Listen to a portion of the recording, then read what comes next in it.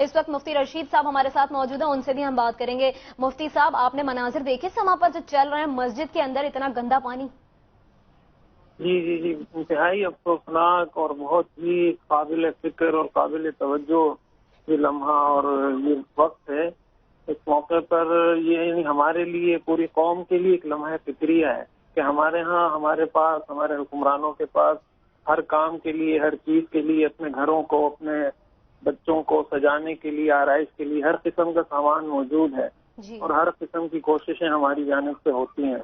लेकिन मस्जिद जो अल्लाह का घर है, और ये समझें अल्लाह ताला ने इस दुनिया को आबाद इन मस्जिदों की वजह से रखा हुआ है कि इसकी वजह से ये दुनिया का सारा निजाम चल रहा है। कुरान करीम में अल्लाह ताला इरशाद फरमाते हैं, वमन अज़लमु मिम्मन मनअ मसाजिद अल्लाहि अन युज़करा फ़ीहा इस्मुहु, कि उससे बड़ा जालिम कौन होगा कि जो लोगों को इस बात से रोके कि अल्लाह की मस्जिदों में अल्लाह का जिक्र किया जाए। जाहिर है अगर हुक्मरानों की तरफ से या जो भी मुताल्लिक़ा जिम्मेदार हैं उनकी जानिब से अगर इसमें कोई गफलत की जा रही है कि मस्जिद के अंदर पानी खड़ा हुआ है और लोग नमाज नहीं पढ़ पा रहे, तो गोया ये उनकी तरफ से एक किस्म की कोताही है और गोया उनकी जानिब से अमलन लोगों को रोका जा रहा है कि वो नमाज न पढ़े।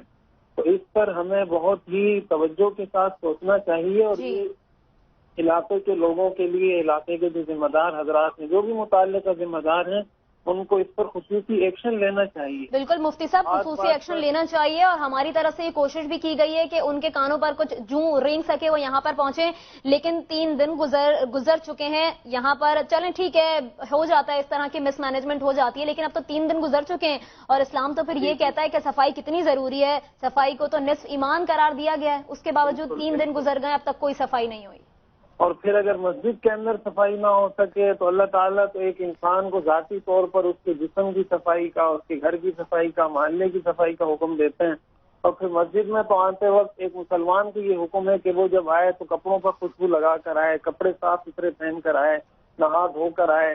तो जब एक मुसलमान, एक आम इंसान को ये हुक्म दिया जा रहा है, तो अगर मस्जिद को ही इसी तरह नऊज़ुबिल्लाह उसके अंदर इतनी गंदगी आ जाए, इतना पानी आ जाए, तो इस चीज को शरीयत किस तरह और किस वजह से बर्दाश्त कर सकती है? यकीनन ये बिल्कुल नाकाबिल बर्दाश्त और एक नाकाबिल तहम्मुल मामला है शरीयत की नज़र में। और आप हजरात ने जो कोशिशें की, अल्लाह ताला आपको इससे बहुत बड़ा बदला अता फरमाए, आपको जज़ाए खैर अता फरमाए कि आपकी जानिब से ये कोशिश की गई। यकीनन ये बहुत ही काबिल तहसीन और काबिल दाद है। और मैं समझता हूँ कि आपकी जानिब से अगर इस तरह की इशूज पर बात की जाती रहे और बात उठाई जाती रहे तो इंशाअल्लाह एक मुस्बत तब्दीली हम अपने माशरे के अंदर देख सकेंगे। और मैं मुतालबा करूंगा, दरख्वास्त करूंगा जिम्मेदार हजरात से कि इसका भी इंतजाम करें और भी जहाँ जहाँ पर अगर ऐसी कोई सूरत हाल है तो इसके लिए जरूर वो कोशिश करें और इसको एक अपना मजहबी और मनसबी और हर लिहाज से अपना एक फरीजा समझें। मुफ्ती साहब, समा अपना काम इसी तरह करता है और करता रहेगा। आपने हमें सराहा, बहुत शुक्रिया आपका।